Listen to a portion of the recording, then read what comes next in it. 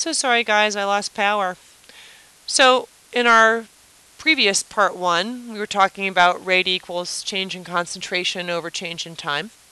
And I talked about how you could derive an equation, and rate equals K, a constant, to a concentration to a power.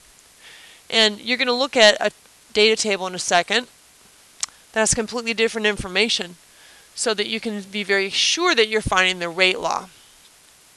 And in this data table, there are 3 experiments: experiment 1, experiment 2, and experiment 3. They don't have to be 3. They're going to be 4 or 5 or whatever. That's not going to make a difference. The fact is that you have experiments, you have concentrations, but there's no time.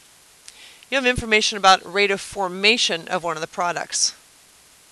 You have the concentrations of each reactant, and they're going to ask you to find the rate law, or the overall order, or the value of the rate constant, which we're going to spell with a K, okay, on purpose. And we're going to find a rate law. And that rate law is going to be rate is equal to K times the concentration of one of the reactants to a power, and the concentration of the other reactant to another power. So let's look at this. First we're going to eyeball it, and on the next slide we're going to go ahead and use math. So I'm going to look at experiment 1 and 3. So I'm going to cross out 2. In experiment 1 and 3, I'm going to determine what happens to the I- ion. And that is because if you look at experiment 1 and 3, I keep the value of the OCl- the same. I don't change the concentration. It's called a constant. I keep it constant because I want to know what happens if I change I-. I'm going to double I- between experiment 1 and 3. That's my purpose of doing this experiment. Because when I double I- and keep OCl- the same, I want to know what happens to the rate of formation of my Cl-. Looky here. It doubles. That means when OCl- is the same and I- is doubled, Cl- forms twice as fast. That's called first order.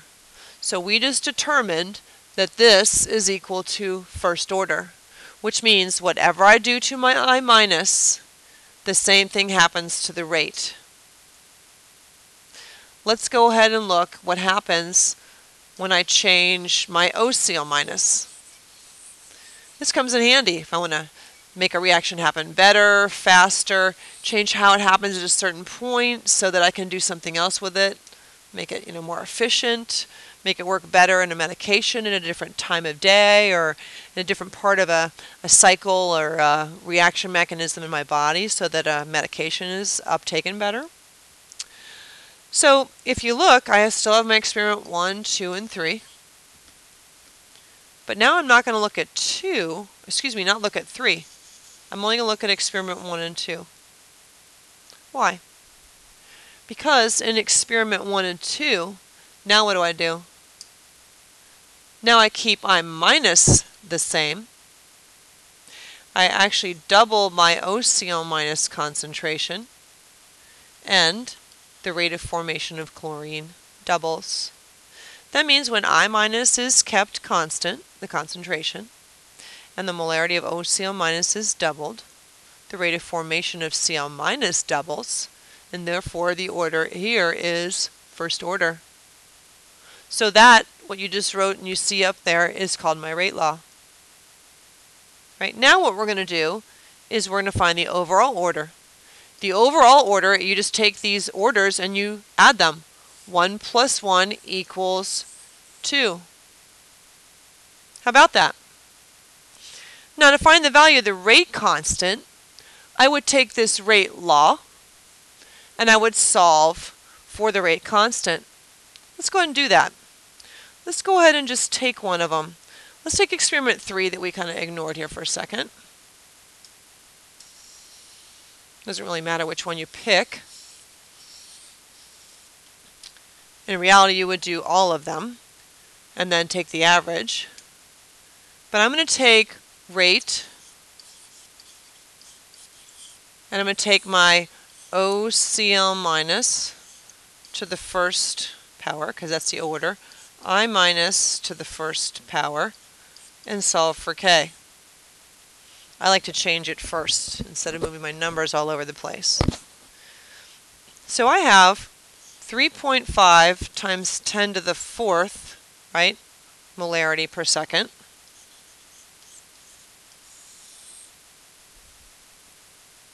Okay. And here I have 1.7 times 10 to the minus 3 to the first power, and that's molarity. And here I have 3.4 times 10 to the minus 3 molarity to the first power. You see what I did? All I did was take my information for experiment 3 and plug it into my rate law up here.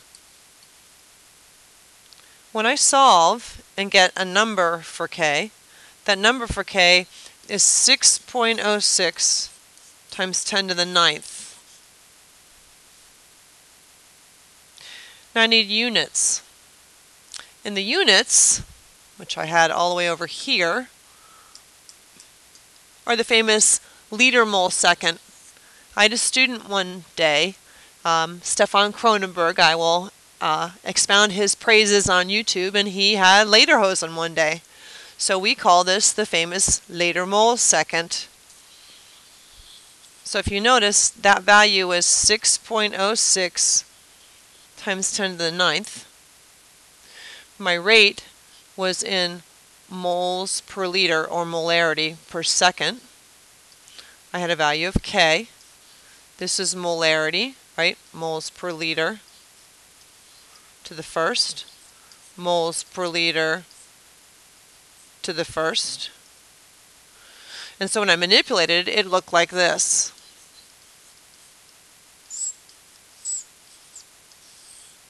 I don't know if you're not squeaking, I can.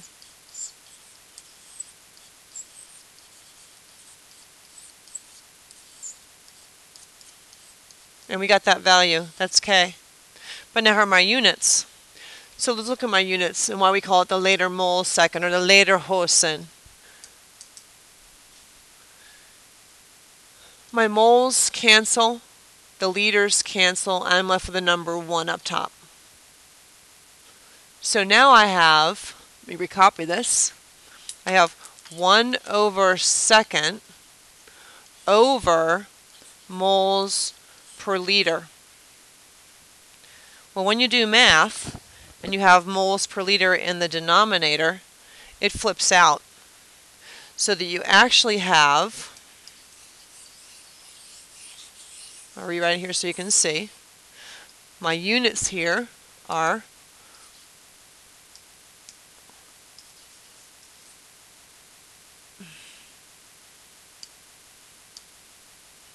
1 over second over moles per liter. This is going to change to be liters per mole second. The liter mole second, the lederhosen. See that? We'll work on that in class, but it's a weird unit. Like, what does it mean? You know what molarity is. You can see that this is moles per liter. You can see this is moles per liter per second. It's the amount of molarity that's going away per second. K has to fit in so that everything cancels out. And this is how you figure it out. This is always going to be in molarity per second or per minute. This is molarity and this is molarity. This molarity goes away and you're left with only 1 molarity. So this is liters to the first, moles to the first, second. Because of the way it flips out, it's going to be called a liter mole second, or lederhosen. Now let's go back. Okay, we figured out our order for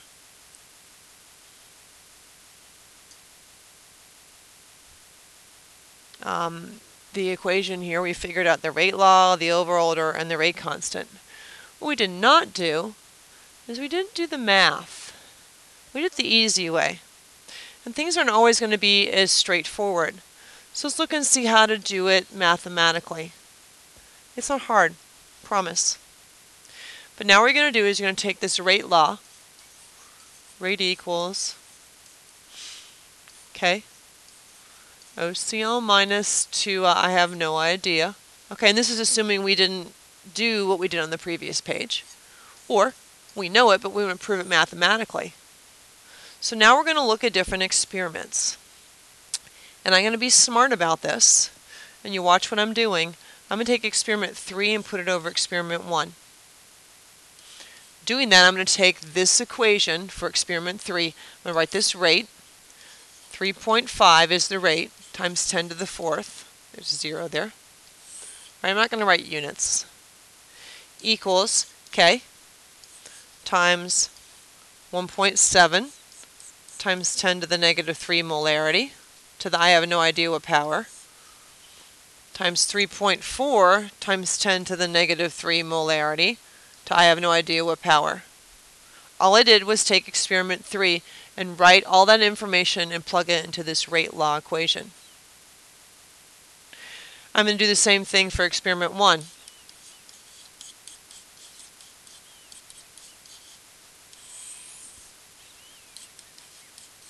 See what I'm doing? All I'm doing is taking this information and copying it down. Now, let's look and see what happens. Remember, this is as if I hadn't done what was on the page before. This is 2, isn't it? I don't even need to pick up my calculator. K cancels.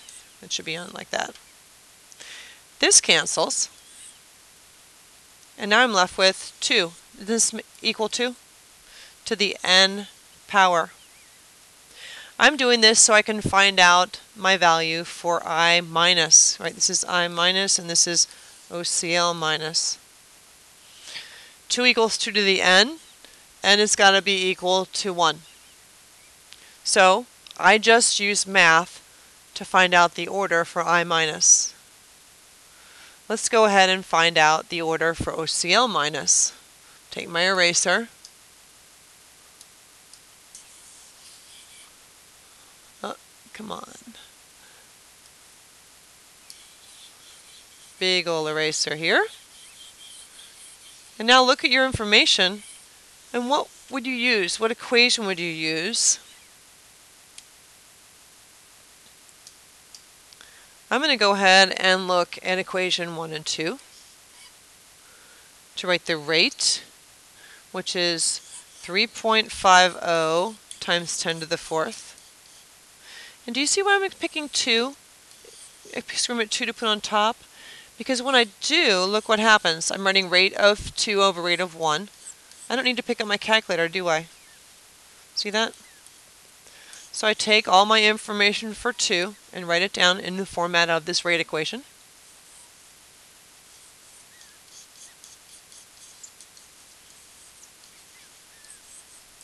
All I'm doing is copying this.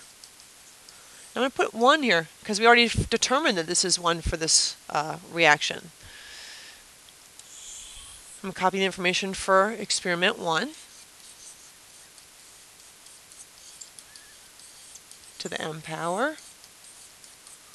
And this is not to the n power anymore, it's to the first power because we already determined that here. Now this is going to cancel, isn't it? This cancels. This cancels. What am I left with? 2 equals 2 to the m power. Right, if you do your math, 3.5 divided by 1.75 is 2. So 2 equals 2 to the m power. M has got to be equal to 1. So this is 1 also. Right? So we just determined mathematically exactly what we did by looking at our data table over here. Right? Didn't we determine that this was first order? And first order for both of these? Right? Okay? So if you look at it, I can do it by looking at my chart, like I did here before, or I can do it by doing math. We'll practice this more in class, okay? And the weirdest thing to get used to is this liter mole second. Right, the units for K. It's liters over moles per second. That's it. I'll do this later on, but I wanted to go at least throw this up here on the internet for you so you can look at it. Right, and I'll come back and look at rate mechanisms and how to put things in your calculator to the integrated rate law.